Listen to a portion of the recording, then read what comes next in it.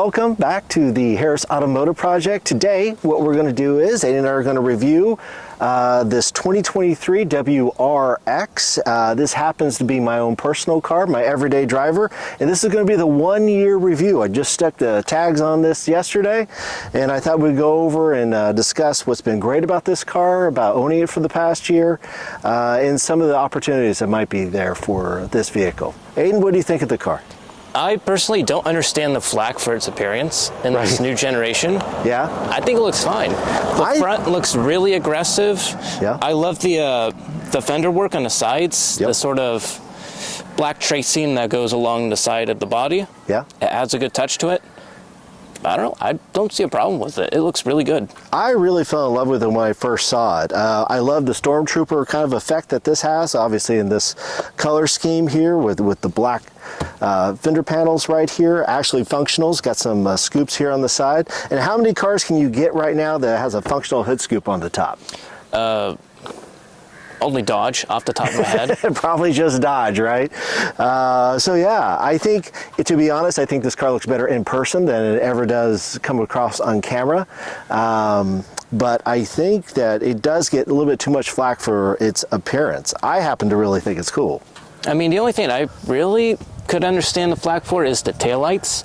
They kind of look like a Honda Accords or Honda Civic's taillights, but it's not too bad. It's not too bad.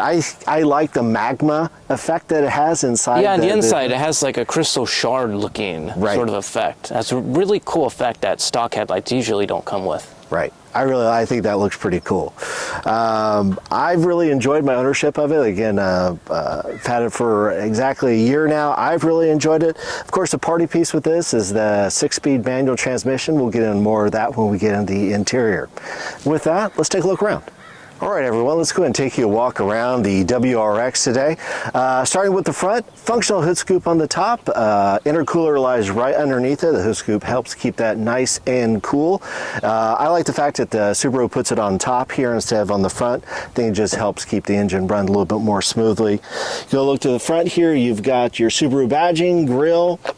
Look down in here, you have your LED lighting for your fog lamps, some pretty aggressive lighting here on the front, which is really good.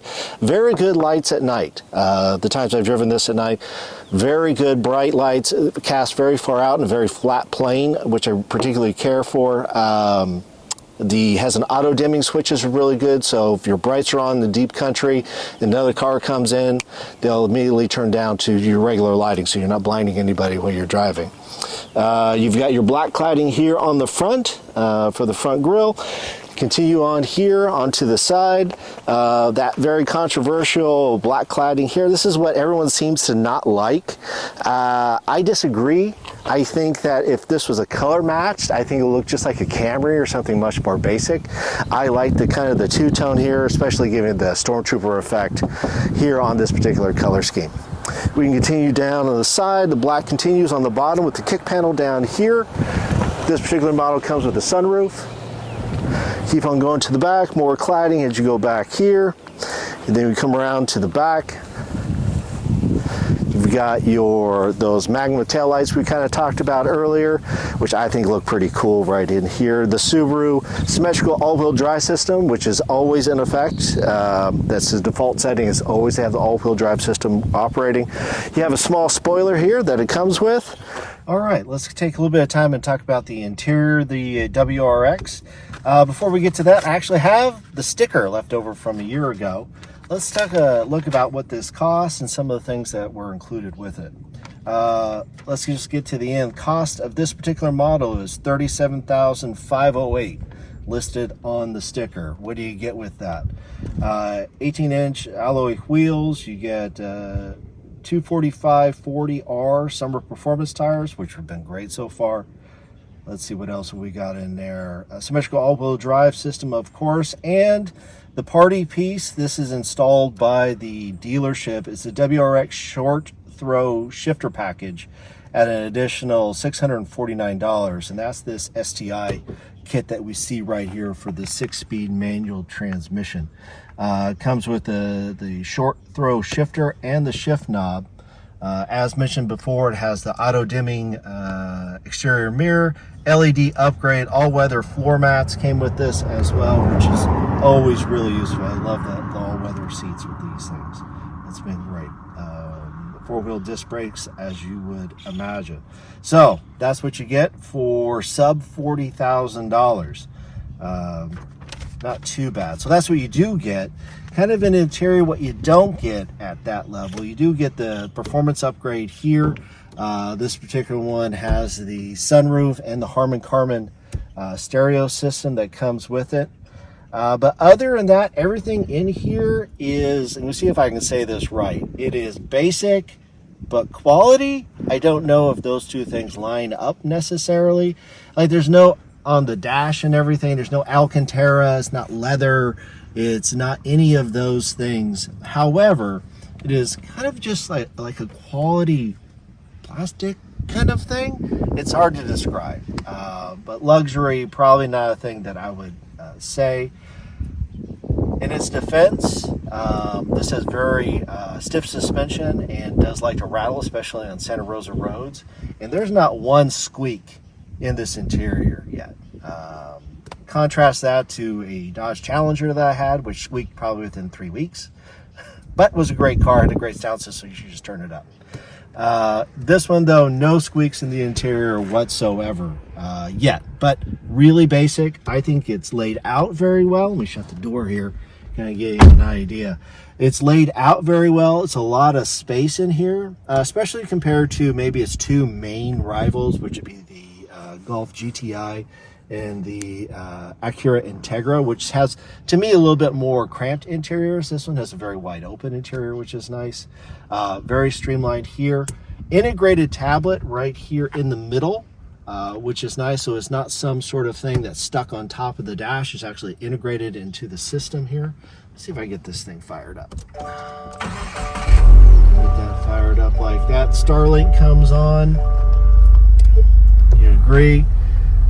Really basic infotainment center you've got here in the middle. It does have a tag of lag to it. However, it is not something that I've ever gotten mad at. Let's see, car info here. Kind of gives you some information. Home button. Get you to your basic menu. Most people will do probably exactly what I do, which is simply plug in your Apple CarPlay and it comes up here pretty seamlessly, which is nice. You've got some basic functions as a real button. You have your defrost systems here as a button, your dual temperature control. All the other climate controls are solid right here on the bottom. You don't have to flip through any screens or anything. They're always here, which is your heated seats. No cooling in this model. So you have your heated seats and your vent. You can always change if you want more of a defrost, or whatever setting that you particularly care for, which is good. Very intuitive. It's not a big deal that it's not really a button. I just like that it's always on and I always have access to it. Tune is a real button right here, and so is the volume knob, which is nice. Vents right here on the side. I can always move around. No automatic thing or in the computer system for. They're just physical vents as you go through. Let's see what else we've got here. Some silver trim that goes around. It's held up very nicely so far after a year. Aiden, what do you think of the interior? I think it's really nice. Really simple, really basic. It's very driver focused. Absolutely. So it's not like being all fancy, fancy BMW, Lamborghini, whatever going on. Right. You're just here to drive. That's what it's about. Correct. And that, you're absolutely right. It's really about the drive, which is wonderful in this car. We can get to that when we get going here in a little bit. Leather wrapped steering wheel, which is cool. Not a lot of other bells and whistles other than your basic, track control, voice control. It does have cruise. I've never used cruise control in this thing because of the manual transmission. Dual gauges on the front here. Let me move it over here. As you can see, the dual gauges. So you've got your tack, really straightforward, just with your your heat right here, and then you've got your fuel and your speedometer here. In the middle, you'll see this screen. All right, so we can toggle through different settings here in the middle.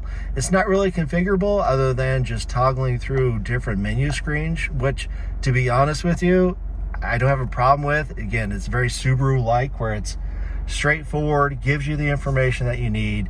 You don't have to overthink about actually running the system. You're just using the system.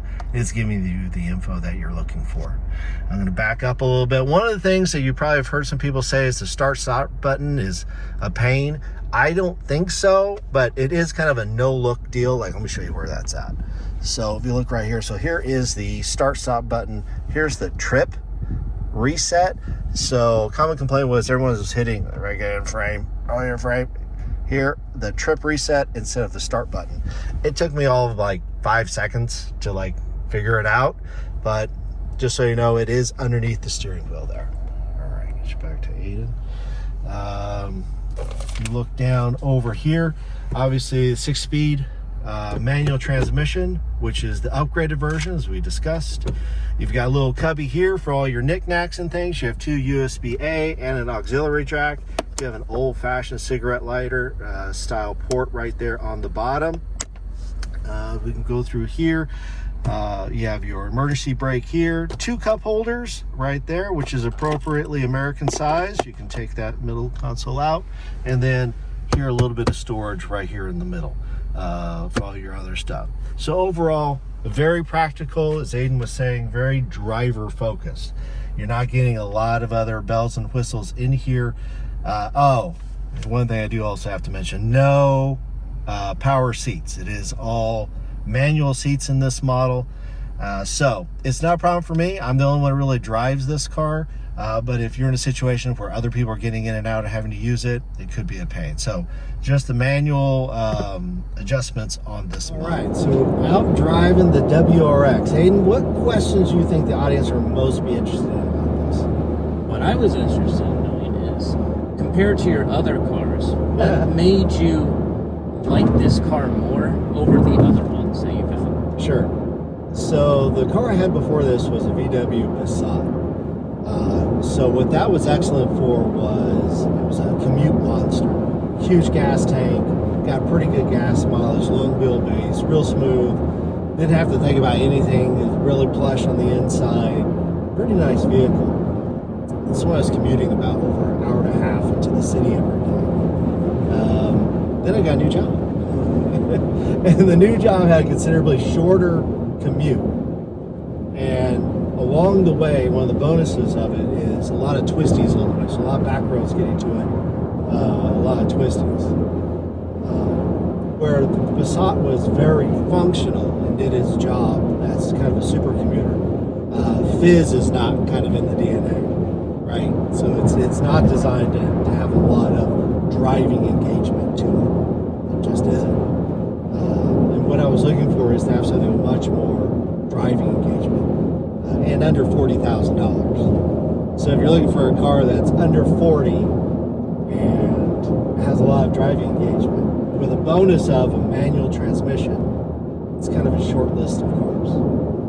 Yeah, all for under 40K. That seems like a really good deal. Yeah, so all of this under 40K, like we said at the sticker, is 37. And I think we've actually reviewed the few other cars that I was looking at the same time.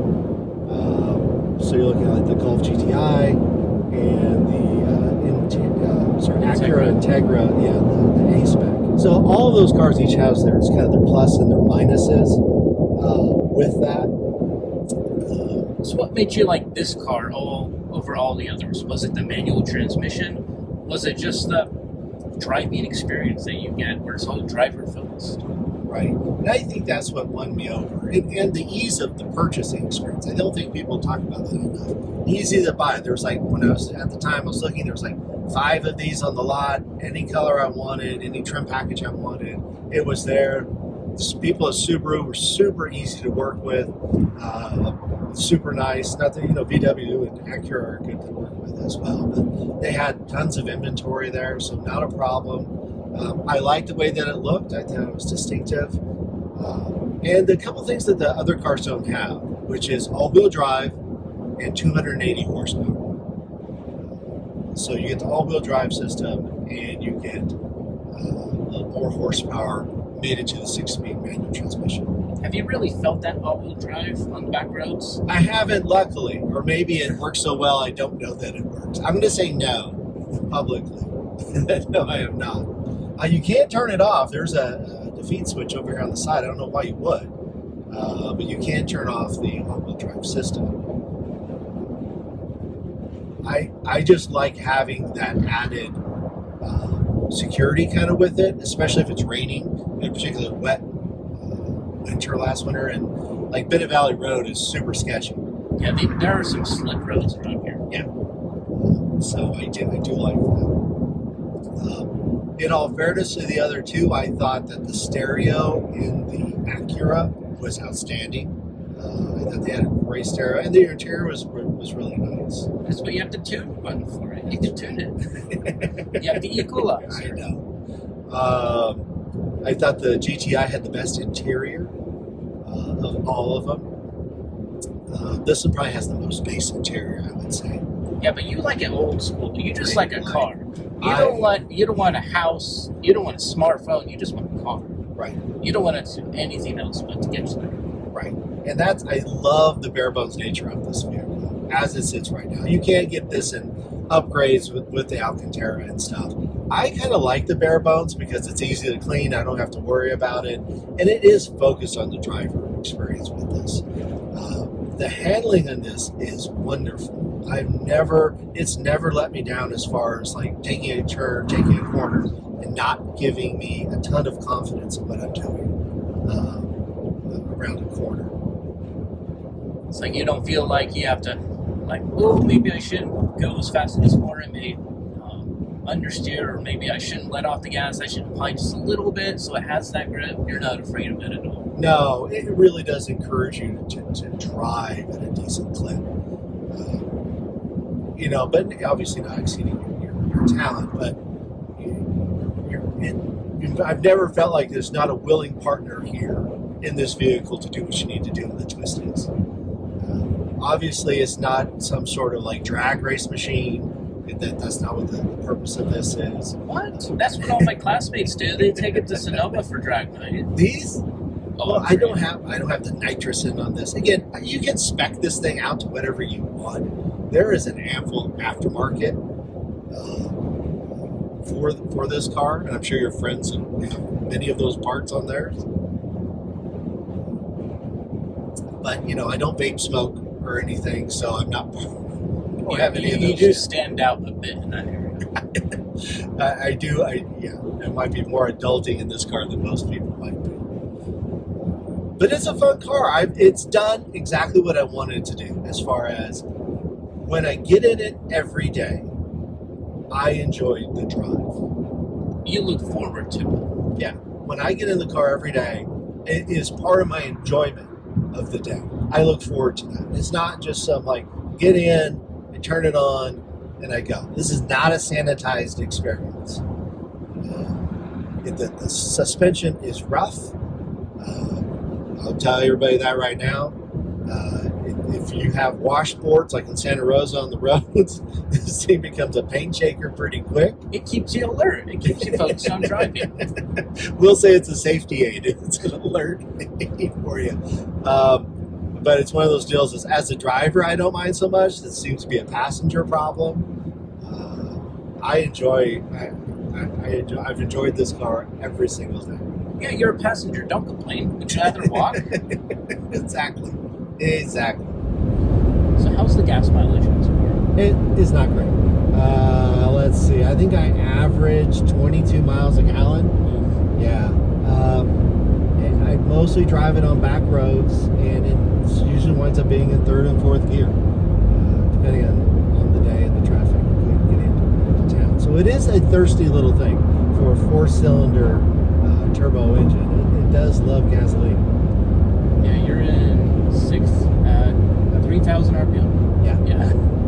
So, I mean, it's a rev happy thing. It's fun. Oh, it does rev out at 6. So there is a rev limiter. Once you hit 6 and even go a smidge past it, it'll shut down as part of the safety procedures of the car. Rev limiters are your friend. Yes. So it is This definitely has a rev limiter on there. If you commute anything more than a half hour, this is not your car. If you're stuck in stop and go traffic, let's say you're commuting to the city, this is not for you. This is an old school 3rd pedal, 6-speed. There's no flappy paddles, and there's no other drives or modes or sport mode. You're the sport mode. You're whatever it does. So if you're constantly going to the city or in stop and go traffic, this is not a great option for you. Unless you are a really die-hard manual transmission person. Oh, it ain't a car. It ain't no car if it don't have no manual transmission. Yeah, so I would not recommend this if you're commuting in stop and go traffic for any length of time. However, if you do have some twisties on your commute, or you like to run twisties, this is an excellent option for you. As long as you're not interested in gas mileage very much. So in the long term, how do you feel about this car? Would you like to hang on to it and pay it off and make it yours? Or maybe in the future you trade it in for something else? You know what? At the 1 year mark, I would love to keep this car and probably get it to your sister. It seems like this car, like any great car or anything you can attach to, it's kind of a part of the story, right? So this has become part of the family story. Just like I remember my mom's old Toyota Celica or my dad's old truck, right? It kind of becomes a character in the story every day. And that's what this car seems to be becoming, part of the character in our story that we talk about. And for that reason, because there's so much character to it, it's the manual transmission, the bumpy ride, the great handling, to me, that makes all the difference. That it has all those kind of like non-numbers kind of things that really make you attached to something. And that's what I really appreciate about this car. And with that, guys, thank you for joining us here on the Harris Automotive Project. Thanks for watching. Please like and subscribe. As always, leave a comment in the bottom. What else would you like to know about the WRX? What do we miss? And what other cars do you think we should cover? With that, guys, thank you so much.